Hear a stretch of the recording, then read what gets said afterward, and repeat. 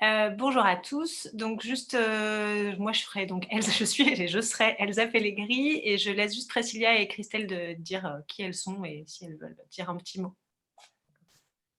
Oui, alors Priscilla Ben, bonjour à toutes et tous. Donc moi, je suis directrice du Labo des Histoires Hauts-de-France, qui est basé à Roubaix, en métropole lilloise. Et nous avons invité Christelle Diver à se joindre à nous aujourd'hui. Bonjour à tous. Je suis bibliothécaire jeunesse à la bibliothèque de Mons-en-Barœul et j'ai suivi la formation avec Priscilla au Labo des Histoires et donc je suis venue pour témoigner de cette expérience.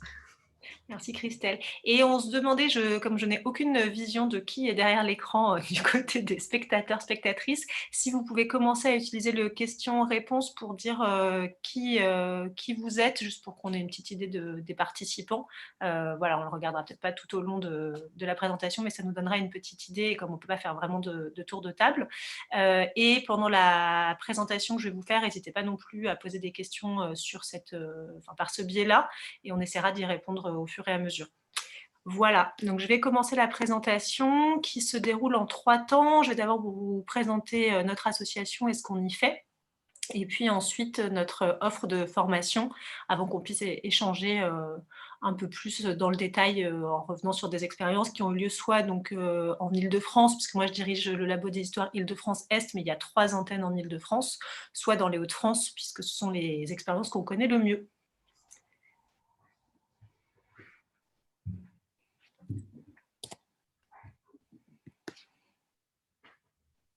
Une seconde, je lance le diaporama.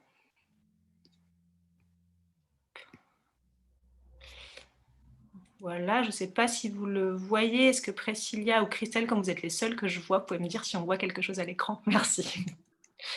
Voilà, donc ça reprend ce que je vous disais. On va d'abord présenter notre association, ensuite notre offre de formation et ensuite il y aura un petit temps d'échange en direct si on a le temps. Donc notre association, c'est le Labo des Histoires. Elle a été créée il y a 10 ans maintenant. D'abord à Paris, pour une antenne physique qui est hébergée au sein de la Maison de la Poésie. Donc on a commencé à accueillir nos activités d'atelier d'écriture dans ces locaux-là à partir de 2011. Et puis au fur et à mesure, l'association a essaimé dans toute la France, en France métropolitaine et outre-mer. Et nous avons aujourd'hui 12 antennes et une antenne mobile qui est donc sous la forme d'un petit camion que vous voyez à l'écran, dans lequel on peut organiser des ateliers, donc soit à l'intérieur, soit devant le camion, et qui sert à faire des ateliers dans des zones un peu moins bien desservies par des structures culturelles. En 2019, on a accueilli 25 000 jeunes dans le cadre de nos activités, et c'est à peu près le nombre de personnes qu'on accueille chaque année depuis plusieurs années. La conviction qui nous anime, c'est que transmettre le goût de l'écriture aux jeunes, c'est possible, et que les ateliers d'écriture sont un biais pertinent et efficace pour ce faire. Pour revenir rapidement sur la chronologie, les grandes étapes et ce en quoi elles sont importantes à nos yeux, donc ce que je vous disais, la première étape, c'était donc la création de l'association, avec l'idée qu'il n'y avait pas de lieu dédié à l'écriture, que les jeunes qui avaient envie de faire de la musique ou du théâtre savaient où aller, savaient où s'adresser pour être accompagnés là-dedans par des professionnels, et que ça n'existait pas à l'époque pour l'écriture. Donc c'était le constat et ce qui a motivé la création de l'association en 2011. On l'a donc créée à Paris. Elle a été très vite labellisée La France s'engage, qui était donc un dispositif lancé par le président François Hollande à l'époque, ce qui nous a permis d'avoir suffisamment de fonds pour rapidement se développer partout en France, en tout cas dans une grande partie des régions. Et donc on a pu ouvrir progressivement plusieurs antennes. En 2015 notamment, il y a eu l'ouverture des 2 autres antennes franciliennes, à Île-de-France Ouest et Île-de-France Est. On est la région où il y a le plus d'antennes et on est le plus présent. Et en 2018, on a signé une convention cadre avec les ministères de la Culture d'une part et de l'Éducation nationale d'autre part, convention qui reclarifie ce qu'on fait, mais qui vient appuyer ce qu'on faisait déjà, donc qui insiste sur le fait que nos activités sont ouvertes à tous, et notamment aux publics les plus en difficulté avec l'écriture notamment, et que nos publics cibles sont les 7-12 ans. C'est une convention qui est en train d'être remaniée, donc une nouvelle version verra le jour très rapidement, qui a priori ne reviendra pas sur ses fondamentaux, mais ajoutera peut-être d'autres choses. En 2019, dernière étape de cette petite chronologie, a eu lieu la création de la Fondation pour l'écriture, qui rassemble un certain nombre de fondations privées qui soutenaient déjà le Labo des Histoires, mais qui a une vocation plus large, puisqu'il n'existait pas de fondation pour soutenir l'écriture en tant que telle. Et c'est à ça qu'a voulu répondre la création de la Fondation pour l'écriture. Donc on a 3 grands axes d'intervention dans notre association. Ce qui représente le plus gros du volume de notre activité et ce qui est historiquement notre cœur de métier, c'est l'animation d'ateliers d'écriture. Donc on propose des ateliers d'écriture gratuits aux enfants, adolescents et jeunes adultes de moins de 25 ans. On n'a pas vraiment de catalogue puisqu'en fait on s'adapte vraiment aux demandes de nos partenaires qui sont dans les champs de l'éducation, de la culture et du social et plus largement de la jeunesse puisqu'on cible les moins de 25 ans. Donc nos projets sont vraiment toujours construits avec eux, en imaginant ce qui peut correspondre à leurs envies, à leurs besoins, en termes de genre littéraire, de durée des ateliers, de durée du cycle de l'atelier, de décision ou non de faire une restitution, de la forme que ça peut prendre. Et ces ateliers sont encadrés par des professionnels de l'écriture confirmés et rémunérés. Donc selon les régions, on n'a pas forcément les mêmes types d'intervenants, mais de manière générale, on peut faire travailler des auteurs, des scénaristes, des paroliers, des mangakas, mais aussi des auteurs de théâtre, toutes les professions où l'écriture a une place centrale. Pour nous, participer à un atelier d'écriture permet aux jeunes de développer un certain nombre de compétences et de s'ouvrir à pas mal de choses. Et c'est pour ça qu'on a voulu les développer. Donc ça permet notamment de développer la créativité, l'imaginaire et l'expression personnelle. Ça permet, à travers des exercices qui sont ludiques et qui ont une approche de l'écriture qui n'est pas la même que dans le milieu scolaire, de se libérer un peu de ces contraintes-là et d'être dans un univers où le hors-sujet n'existe pas. Ça permet du coup aussi de développer la singularité de chacun, puisque chacun peut s'exprimer un peu plus librement et peut-être sans contrainte, ou en tout cas avec des contraintes différentes. Ça leur permet donc d'exprimer leur singularité, d'exprimer aussi leur sensibilité. Et puis, paradoxalement peut-être, parce qu'on pense à l'écriture souvent comme une activité individuelle, ça leur permet aussi de développer un esprit d'équipe, puisque, mine de rien, l'atelier d'écriture est une activité collective et dans laquelle les participants sont égaux, quel que soit leur niveau scolaire, leur degré de maîtrise de la langue française. Et les réflexions des uns et des autres s'enrichissent véritablement, puisqu'on le verra après, mais dans un atelier d'écriture, il y a un temps d'écriture, bien sûr, mais il y a aussi un temps tout aussi important de lecture de son texte, de partage avec les autres et de réaction des uns et des autres sur les textes. Ça, c'est quand ce sont des textes individuels, et puis aussi y avoir des créations collectives. Donc il y a une vraie création d'esprit de groupe et une notion quand même de création collective. Ce qui est très important dans les ateliers qu'on organise, c'est de développer et d'insister sur la nécessité d'un vrai sens de l'écoute et de la bienveillance, notamment dans le moment où les jeunes lisent leurs textes à d'autres, parce que c'est quelque chose qui n'est pas facile.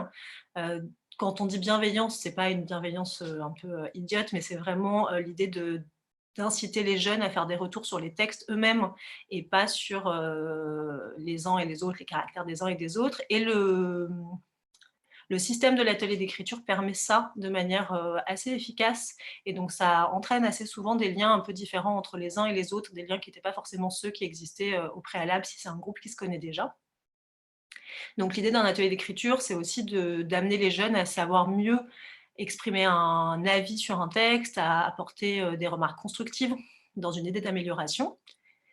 Et donc, par logique, ça permet également aux jeunes de développer leur esprit critique, puisqu'ils peuvent avoir une réflexion individuelle sur les textes des autres, et comme je le disais tout à l'heure, des échanges collectifs, soit en amont de la création de texte, soit au moment des lectures de texte. Et l'ensemble de tous ces éléments-là, permet aussi de développer l'estime de soi, à la fois au moment même de l'écriture et de la lecture à d'autres, et à la fois par cette participation à une création collective qui est souvent valorisée, mise en avant, diffusée, quelle que soit la forme que ça peut prendre. Il nous paraissait important, avant de vous présenter l'offre de nos ateliers, de notre formation, de préciser un peu ce qu'on entendait nous par atelier d'écriture créative, puisque la forme n'est pas exactement la même selon les personnes qui portent les projets. Donc pour nous, il y a 3 temps, mais qui se divisent ensuite un peu plus précisément. Donc un temps d'écriture en premier lieu. Ce temps d'écriture, il se décompose souvent par un moment qui pourrait servir à décomplexer, disons, avec l'écriture, de jeu d'écriture, où on va vraiment pouvoir avoir une écriture collective, quelque chose qui peut même passer par l'oralité. On va faire des jeux de mots, on va, pour les plus jeunes, je ne sais pas, piocher des petits mots dans des boîtes, aller coller des choses un peu partout, faire une création collective, s'envoyer une balle en devant à chaque fois dire un mot qui rime avec une certaine sonorité. Tout ça pour un peu dédramatiser l'idée d'atelier d'écriture. Et puis ensuite, on rentre un peu dans le dur, entre guillemets, de l'atelier d'écriture avec un inducteur ou une consigne et des contraintes. Donc l'inducteur sera ce qui permet de commencer à écrire. Ça peut être un texte, un début de texte, une image, une photo, un extrait sonore, une vidéo. Et la contrainte, c'est ce qu'on ajoute pour guider en fait les participants et leur donner des repères. Donc par exemple, ne pas utiliser tel mot, ou au contraire faire des rimes, ou caser 3 mots qui auraient été choisis au préalable. Ensuite, il y a le temps d'écriture, qui est personnel ou collectif ou en petit groupe, et qui là permet vraiment de développer sa propre expression, et comme je le disais tout à l'heure, dans un cadre qui n'est pas scolaire, donc libérer un peu des contraintes orthographiques ou grammaticales, et d'être vraiment dans l'écriture pure. De construire un texte, de prendre ce temps-là, et de peut-être, avec les contraintes, découvrir des choses qui ne seraient pas venues spontanément, découvrir d'autres formes et voir ce que ça peut produire comme effet. Après ce temps d'écriture, il y a un temps qui est tout aussi important à nos yeux, qui est le temps de lecture, où chacun, ou par petits groupes, va lire ce qui a été produit. Et ce qui est important dans ce temps-là, c'est vraiment qu'on peut se rendre compte de ce que produit notre texte auprès d'autres. Et donc, ça permet aux jeunes de se rendre compte que tout le monde ne pense pas la même chose, mais que ce que chacun pense est valable, qu'ils ont peut-être une caractéristique dans leur écriture qu'ils n'avaient pas repérée avant, qu'on va leur faire remarquer. Et de la même manière, eux sont attentifs à ce que produisent les autres et essaient de leur apporter au maximum des retours constructifs, originaux et bienveillants. Si on a le temps, si le projet est au long cours, ça peut permettre aussi ensuite une réécriture, une amélioration de son texte en fonction de ce qu'on a eu comme retour, si on se rend compte que l'effet produit n'est pas du tout celui qu'on voulait, par exemple. Et le dernier temps, qui prend des formes variables selon les projets, c'est la valorisation, qui n'est pas forcément toujours présent, parce qu'on peut estimer qu'un atelier d'écriture, entre guillemets, se suffit à lui-même, et que si déjà il y a eu un temps d'écriture, un temps de partage, ça peut tout à fait répondre à nos objectifs. Mais on peut aussi avoir un temps de valorisation, qui peut être un recueil, une exposition, une trace audio. Ça peut prendre plusieurs formes. Ça, c'était donc le premier champ d'activité du Labo des Histoires, et celui qui représente, je dirais, 90% de nos actions à ce jour. Donc, ce sont les ateliers d'écriture. On a développé 2 autres axes d'action pour répondre à des besoins auxquels on ne pourrait pas répondre en termes d'animation d'ateliers d'écriture en direct. Donc, on a développé d'une part des ressources pédagogiques, qui sont des dossiers autour de thématiques, ou bien en partenariat avec des organisateurs d'événements, ou encore sur des styles littéraires. On en fait au niveau national et au niveau de chacune des antennes. Là, il y a quelques exemples. En Île-de-France, je parle de ça parce que c'est ce que je connais le mieux. On a notamment fait des dossiers d'accompagnement en lien avec le concours Patrimoine en poésie, qui invite les enfants de 8 à 12 ans à écrire un poème sur un élément du patrimoine francilien. Donc, on a fait un dossier qui revenait à la fois sur les fondamentaux de l'atelier d'écriture et puis qui proposait pour plusieurs lieux du patrimoine francilien des exemples très concrets d'ateliers d'écriture et de pistes de consignes d'écriture. Et enfin, le troisième axe de nos actions, qui est celui pour lequel on est là aujourd'hui, ce sont les formations. On a deux modèles, même 3. Un modèle assez court qui serait plutôt de la sensibilisation à pourquoi faire un atelier d'écriture, qu'est-ce que c'est, qu'est-ce que ça apporte. Un modèle un peu plus long qui serait 2 à 3 jours de formation, je reviendrai dans le détail ensuite.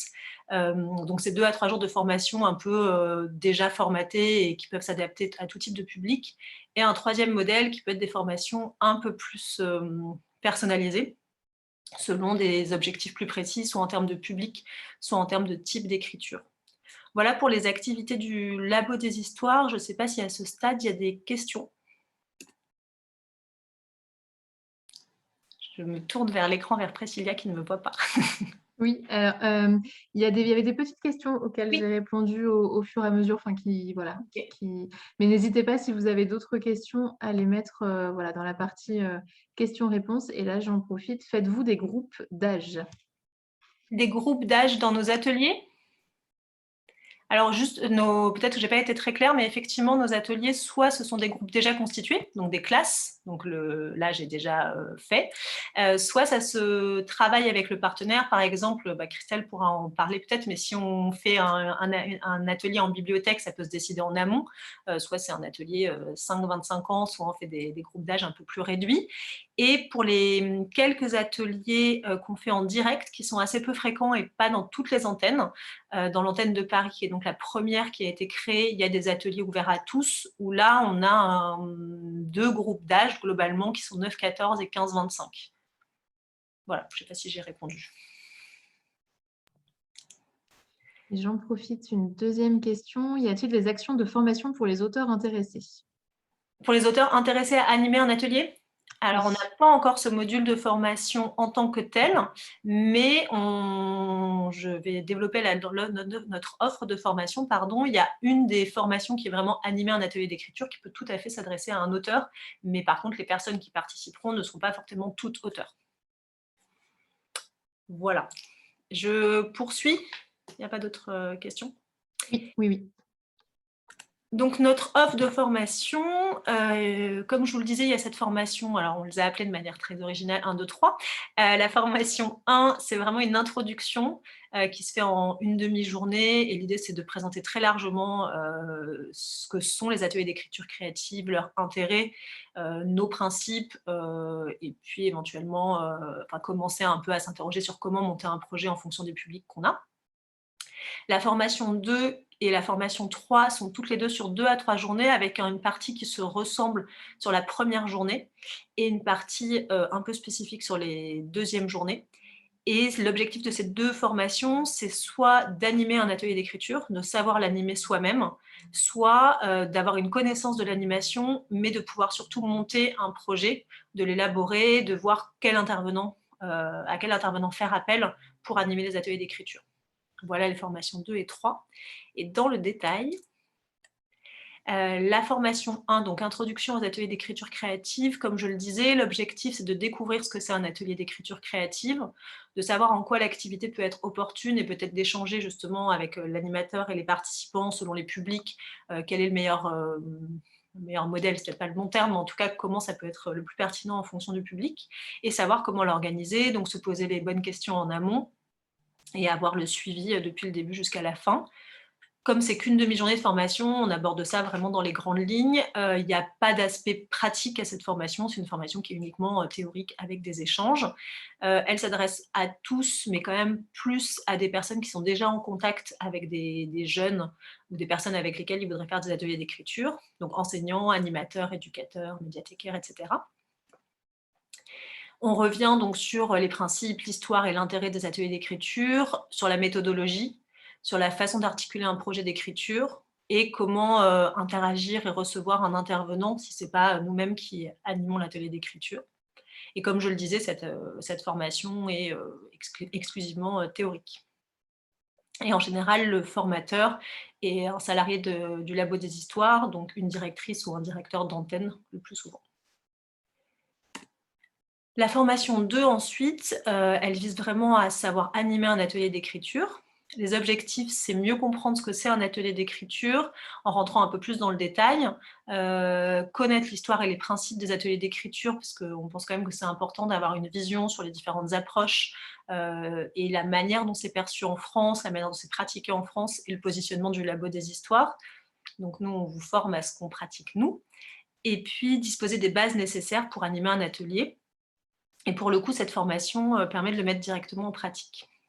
Donc, comme je le disais tout à l'heure, elle est ouverte à tous, donc elle est notamment ouverte aux auteurs, mais aussi aux enseignants, animateurs, éducateurs, professionnels en lien avec les publics. Le contenu, c'est donc le même que dans la formation courte, mais on rentre un peu plus dans le détail.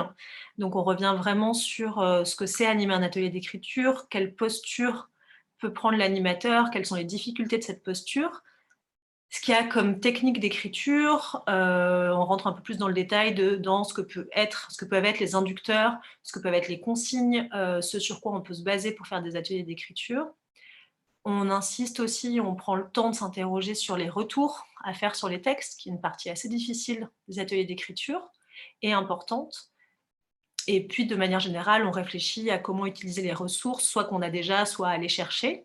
Et on s'interroge enfin sur la manière de préparer une restitution, si on veut en faire une, que ce soit, comme je disais tout à l'heure, rassembler les textes dans un recueil, les exposer, en faire une captation sonore, faire un spectacle. Toutes ces pistes sont un petit peu envisagées. Là, la méthode pédagogique est double, donc il y a à la fois une partie théorique et une partie pratique qui prend pas mal de place, puisque la première journée commence par une mise en situation où les participants sont amenés eux-mêmes à participer, désolée pour la répétition, à un atelier d'écriture. Donc un certain nombre d'entre eux connaissent déjà le dispositif, mais pour ceux qui ne le connaissent pas, c'est l'occasion d'être dans le bain directement et de se mettre à la place du participant. À partir de là, il y a une deuxième partie de la journée qui est plus théorique, mais qui s'appuie sur ce qui a été fait le matin. Donc, c'est tout de suite beaucoup plus concret pour le participant. Et pour la deuxième journée, on demande à chaque participant, soit seul, soit en binôme, selon ce qu'il envisage ensuite, d'animer un atelier d'écriture. Donc, le participant est tout de suite mis, entre guillemets, dans le bain et a tout de suite à se poser des questions de ce sur quoi il aimerait faire écrire, comment le faire, comment on se positionne ensuite pour les retours, comment gérer le temps. Et à la fin de la formation, on a la possibilité d'avoir un suivi sur 6 mois où le participant peut solliciter la personne qui a animé la formation, alors pas tous les jours, mais pour poser des questions sur quel type d'atelier d'écriture, éventuellement s'il a déjà animé un atelier d'écriture, faire part de ses difficultés. Et on propose aussi donc la 3e journée qui est optionnelle, c'est pour ça que c'est 2 à 3 jours, donc une journée qui peut être 1 mois, 2 mois, 3 mois après, selon le moment où le projet s'est mis en place, pour revenir sur les difficultés que les participants ont rencontrées, peut-être refaire un point sur un aspect particulier, la posture du formateur, de l'animateur d'atelier, peut-être sur quel sujet on peut faire des ateliers, est-ce qu'il y a des choses qui posent difficulté. Donc ce type d'échange, et ou aller un peu plus loin pour ceux qui voudraient, au-delà d'animer un atelier, vraiment monter des cycles, réfléchir à comment on le fait. Ils peuvent revenir donc sur cette 3e journée avec un projet un peu plus abouti et on échange, on voit ce que chacun en pense en termes de durée, d'adaptation au public, de forme que ça prend, etc.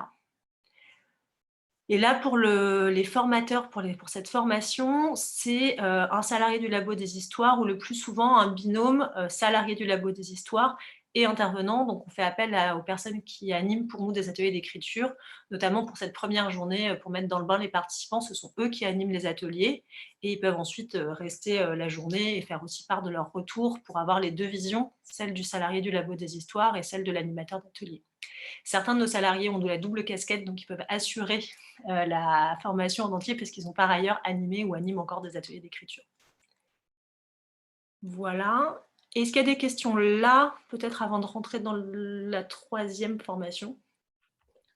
Alors, pour l'instant, tout va bien, mais pareil que tout à l'heure, n'hésitez pas à mettre vos questions dans le petit chat questions-réponses. Ok, alors je passe à la 3e formation qui ressemble pas mal à la 2e.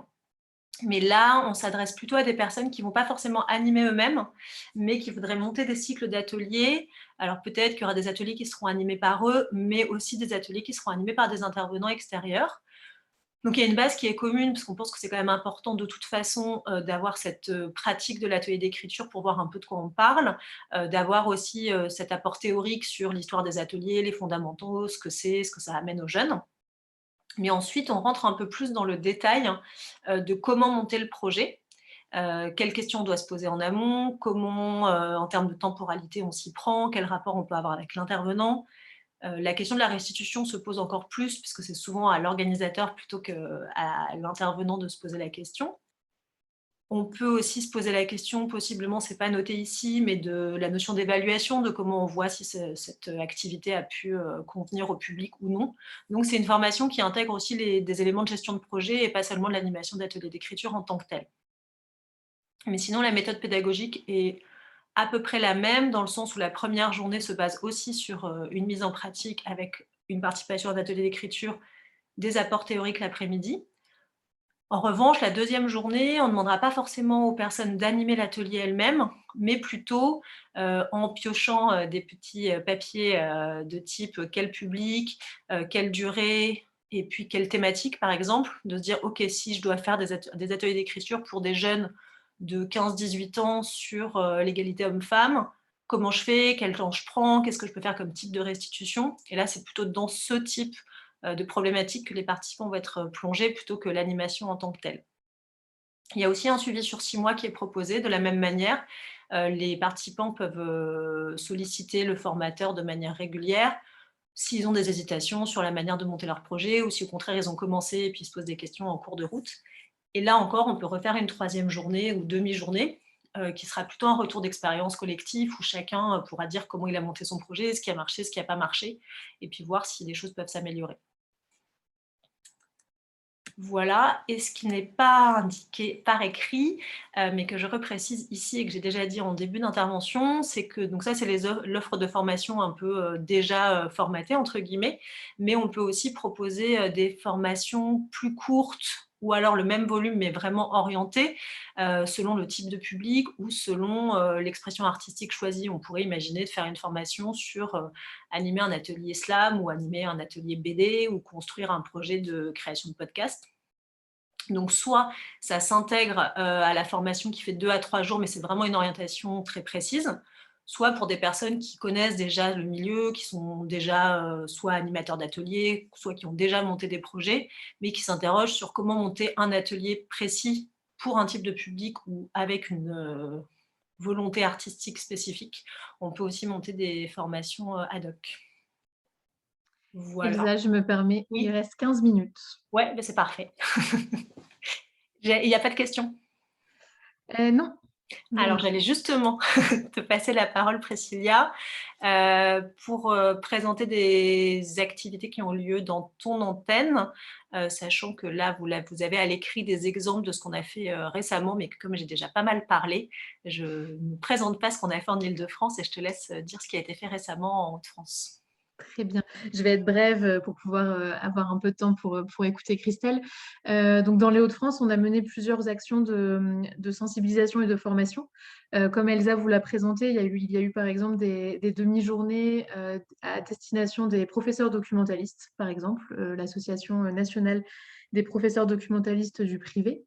De façon plus développée, donc plutôt sur les actions formation 2, formation 3, on a noué un partenariat assez important avec la DDCS du Nord, donc Direction départementale de la cohésion sociale. Donc ça s'adressait plutôt à des animateurs de centres de loisirs, mais pas que, parce qu'on avait aussi des bibliothécaires et des médiateurs culturels dans ce groupe. Donc ça venait aussi miser sur un peu la diversité des intervenants et donc de la richesse un peu de groupes, notamment dans la constitution de binômes. C'était super intéressant. On a également proposé des actions de formation auprès de bibliothécaires en lien avec la médiathèque départementale du Nord.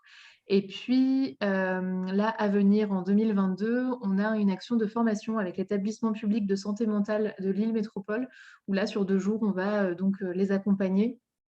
Et ce sera assez spécifique finalement aux soignants, c'est-à-dire vraiment faire la distinction entre l'art-thérapie, secteur sur lequel le Labo des Histoires n'est pas, et l'art pour de l'art, finalement, ce qu'on fait plutôt. Et puis, voilà, moi, j'interviens avec un binôme qui est un auteur, Thierry Moral, de la région. Et il a pour habitude de dire que, par exemple, nous faisons de l'art pour de l'art, et si ça fait du bien, tant mieux. Voilà, donc on va vraiment miser sur ces 2 journées avec les soignants, sur cette distinction-là, et comment accompagner les patients. Donc ce sera plutôt des patients jeunes pour la plupart sur ces questions-là. Et donc dans ce cadre-là, plus particulièrement, c'était une formation avec la DDCS du Nord. On a accueilli en tant que participante donc Christelle Diver, bibliothécaire jeunesse donc à la médiathèque de Mons-en-Barœul. Elsa, tu reprends les questions-réponses avec Christelle? J'ai essayé, mais du coup, il y avait le... Bref, j'ai voulu faire les questions-réponses et vous les avez toutes vues, c'était absurde. Donc, je laisse Christelle réagir et puis nous dire un peu, l'idée c'était qu'elle puisse vous présenter la même chose mais côté participante. D'accord, j'ai très bien vécu l'aventure, hein, tout de suite. Tout va bien. C'est très bien passé. Donc, moi, j'ai suivi une formation en partie en visio et en partie en présentiel, donc avec Priscilla et Thierry Moral. Et donc, l'objectif, c'était de pouvoir animer un atelier d'écriture. Et donc, grâce à cette formation, j'ai eu une méthode et puis aussi cette richesse des vécus, des différentes situations que vous avez pu étudier et tester hein, avec différents publics jeunes. Et ça, c'était surtout très important pour nous nourrir et vraiment de pratiquer aussi donc cette écriture spontanée nous-mêmes. Même si j'avais déjà participé à des ateliers d'écriture, c'était aussi faire j'ai pris mon exemple. Voilà, des collages. Voilà, on commence par des collages avec Thierry et on a un mot derrière, voilà, donc qui est gribouillis. Et à partir de gribouillis, on écrit. Voilà, l'écriture automatique, spontanée. Voilà, j'ai pris mon petit exemple. Voilà. Et donc j'ai eu l'occasion de pouvoir monter un atelier d'écriture créative avec des jeunes. Autour d'un projet qui s'appelait Balade sensible à la bibliothèque de Mons-en-Barœul et avec le collectif du vent dans les mots. Et donc cet atelier, l'idée c'était qu'ils parlent en fait de leur ville, de leurs souvenirs d'enfants à partir de bâtiments, etc. Donc j'ai fait un atelier sur le passé présent parce que voilà, donc certains ont raconté leurs histoires d'une école, du conservatoire, du fort. Voilà, il y a eu plein d'émotions. Et ça aussi, c'était important dans la formation, c'est cette adaptation nécessaire au public et donc à ce qui va être dit. On ne peut pas se créer un canevas précis. Il y a toujours quelque chose qui va bouger. Et ça, c'est surtout parce que c'est que de l'humain. Et les mots sont là aussi pour faire sortir des émotions et des moments intimes. Et donc ça se vit très fort dans les ateliers d'écriture et c'est assez génial d'avoir cet échange et de mieux connaître aussi les jeunes avec qui on travaille parce qu'en fait, ils ne le font pas exprès, mais ils nous livrent leur cœur, leur imaginaire et on va très loin. Voilà, donc ça, c'est très fort. Juste vous montrer voilà, un exemple de valorisation. Donc, ça s'appelait, c'est un document qui s'appelle Balade sensible où on reprend en fait à l'intérieur, voilà, je vais y arriver, les petits textes qui ont été écrits voilà, dans les ateliers d'écriture. Voilà. Et qui a été remis aux participants des balades donc au mois de septembre-octobre. Voilà.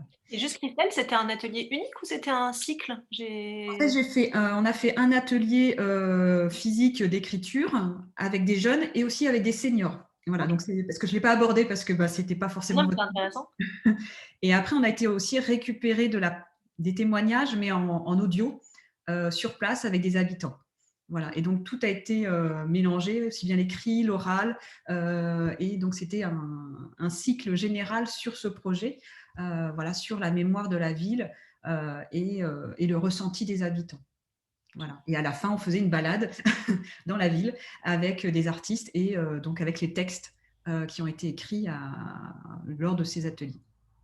Voilà. Et vous avez eu un retour des jeunes à l'issue de l'atelier? Est-ce qu'ils ont, ou peut-être une fois que les textes ont été imprimés et valorisés? Ouais, au moment de l'atelier, ce qui a été pour eux assez au début déroutant, c'était comment dire, les contraintes.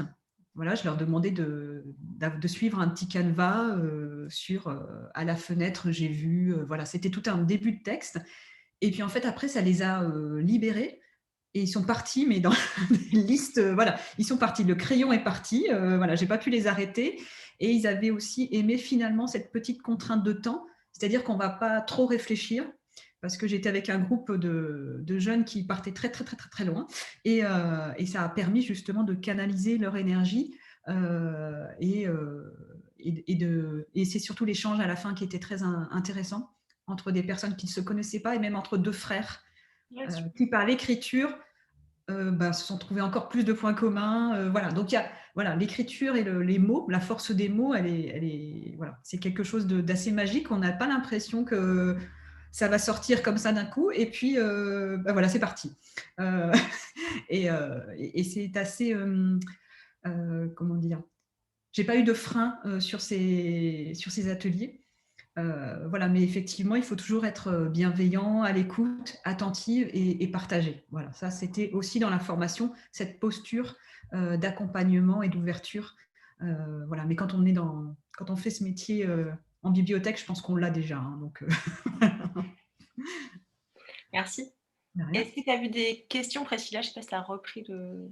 Oui, oui. Alors, il y a 2 questions qui tournent autour du financement concernant tarifs et modes de financement. Ouais, alors le tarif, c'est la question à laquelle on n'a pas forcément les réponses. Le tarif, c'est 1 000 € la journée de formation, si je ne dis pas de bêtises. Mais ça, c'est effectivement quand on le vend à la structure. Pour des personnes, donc si vous êtes bibliothécaire et que c'est la bibliothèque qui a envie de faire la formation, c'est la bibliothèque qui paye la formation. Et par contre, le tarif individuel, je pense qu'on n'a pas encore de tarif, pour être honnête. Exactement, je pense que Voilà. mais tout ça, voilà, je voulais poser la question pour que ça concerne tout le monde, mais n'hésitez pas, à la fin, là, Elsa va vous montrer un peu nos coordonnées ou même en allant sur le site du Labo des Histoires et n'hésitez pas à nous recontacter en fonction des situations. Voilà, parfait, merci Elsa. En fonction des situations individuelles, on vous apportera la meilleure réponse, adaptée. Ouais, n'hésitez pas. Et je permets juste de rebondir parce que ça fait écho à ce qu'on a une des questions tout à l'heure sur une auteure ou un auteur qui souhaiterait participer à nos ateliers. C'est vrai que pour l'instant, on n'avait justement pas forcément de visibilité sur est-ce que c'était une demande, est-ce qu'on pourrait constituer des formations spécifiques aux auteurs. Et si c'est le cas, je pense que justement cette question du financement se posera un peu différemment puisque évidemment l'auteur n'est pas une structure en tant que telle. Donc c'est intéressant aussi d'avoir des demandes d'auteurs pour que nous on se rende compte de est-ce qu'il y a à quel point le besoin est là et comment on pourrait y répondre intelligemment. Ce que j'ajoute à cette petite slide d'infos, c'est qu'on sera sur le stand du ministère de la Culture lundi. Donc je ne sais pas si une partie d'entre vous sont aussi présents physiquement au salon, mais en tout cas, vous pouvez tout à fait venir nous poser des questions un peu plus précises, auxquelles on n'aura peut-être pas de réponse comme celle-ci, mais auxquelles, dans la majorité des cas, on devrait avoir des réponses. Est-ce qu'il y en avait d'autres, Priscilla? Ouais. Non, et il reste 6 minutes. Voilà. Ben, on n'a même pas encore entendu le petit gong qui nous annonce qu'il reste 5 minutes. Mais s'il y a des questions en direct, vous pouvez aussi les poser par oral, ce sera peut-être plus facile.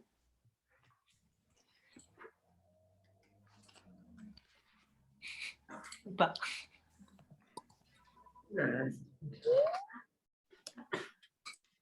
Il reste 5 minutes. C'était le petit gong des 5 minutes. Exactement.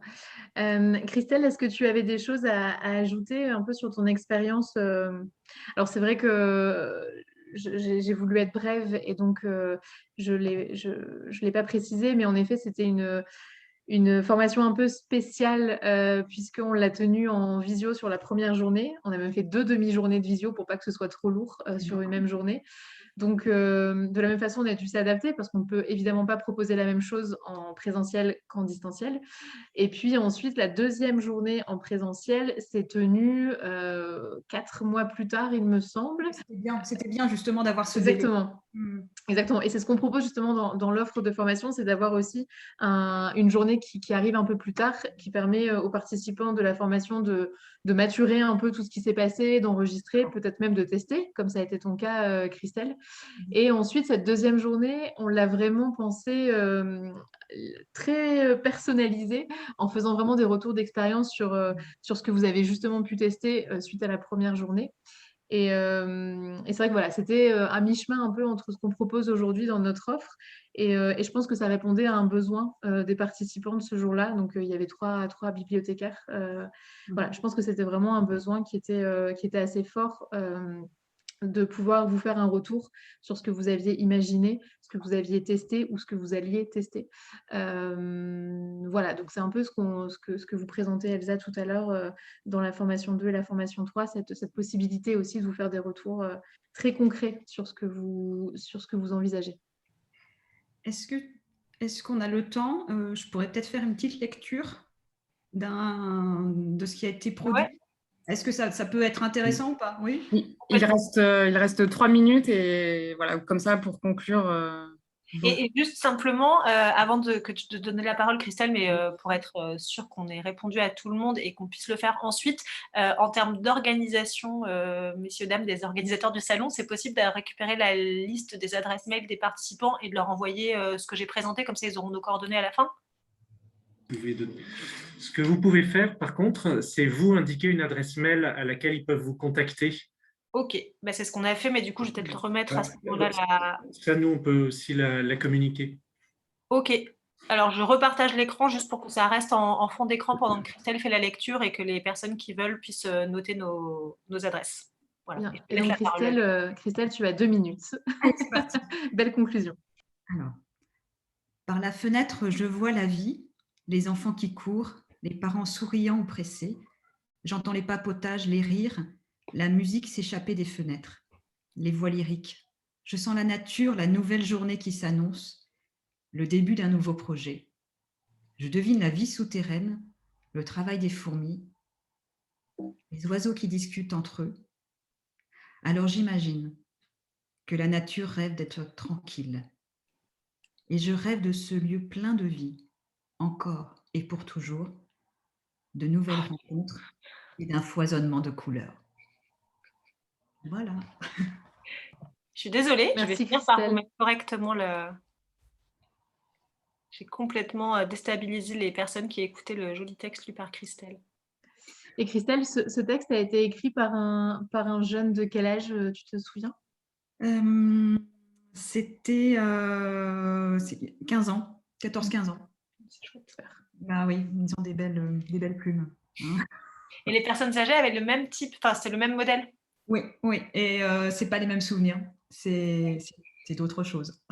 Mais c'est tout aussi fort. C'est chouette d'avoir les deux. Ouais.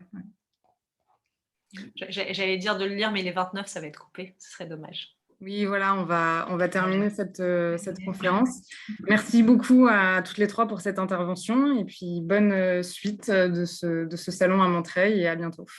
Merci. Merci à vous. Au revoir.